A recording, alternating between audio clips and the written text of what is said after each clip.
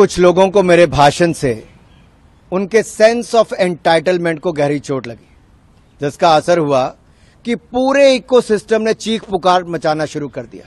इन्हें लगता है कि सवाल पूछने का हक सिर्फ इन्हें है, क्योंकि ये प्रिविलेज है। ये वही लोग हैं जिनके पूर्वज पिछड़ों को, दलितों को, वंचितों को बुद्धू कहा करते थे। जो दूसरों को बुद्धू कहा करते थे, आज उन्हीं के घर में बुद्धुओं की भरमार है।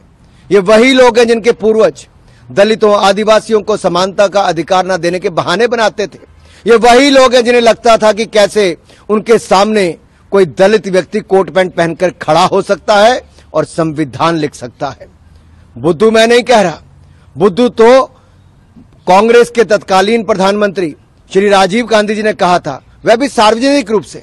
सांझ को आंच किया श्रीमान राहुल गांधी जी, पूरी कांग्रेस जमात पढ़ ले कि स्वर्गीय राजीव गांधी जी ने कहा था, आरक्षण के नाम पर बुद्धुओं को बढ़ावा नहीं देंगे। और नव भारत टाइम्स का ये लखनऊ एडिशन का 3 मार्च 1985 और बाईलाइन थी आलोक मेहता की। इस इंटरव्यू का शीर्षक था, आरक्षण के नाम पर बुद्धुओं को बढ़ावा नहीं। और मैं कुछ लाइनें आपके लिए पढ़ देता हूं, जो प्रारंभिक इसका पैराग्राफ है। प्रधानमंत्री श्री राजीव गांधी की मान्यता है कि संविधान बनाते समय पिछड़ा वर्ग के लिए आरक्षण की जो व्यवस्था की गई, पिछले वर्षों के दौरान उसका बहुत राजनीतिकरण हो गया। इसलिए अब समय आ गया है कि इनके सारे प्रावधानों पर नए सिरे से विचार किया जाए।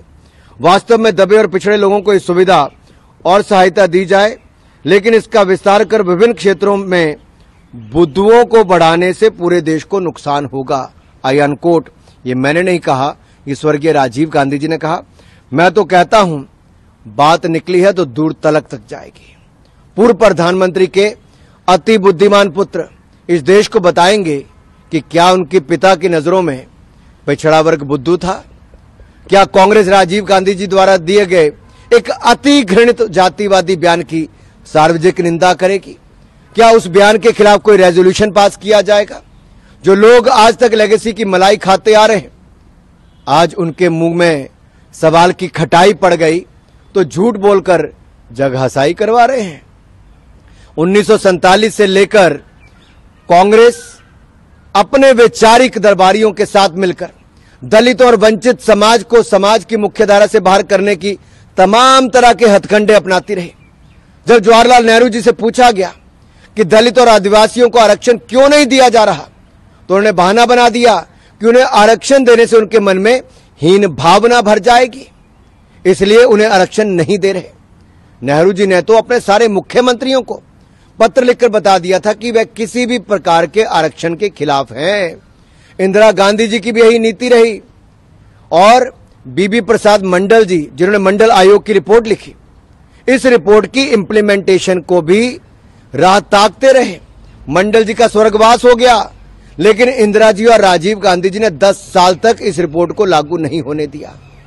राजीव गांधी जी तो खुलेआम मंडल आयोग के रिपोर्ट को लागू करने का विरोध करते रहे।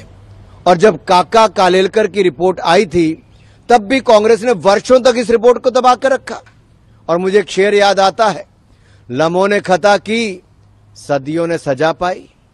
अगर सामंती सोच वाली कांग्रेस पार्टी ने उस समय मंडल रिपोर्ट और काका कालेलकर की रिपोर्ट में कीड़ा में रोड़ा नहीं अटकाया होता, तो आज स्थिति कुछ और होती।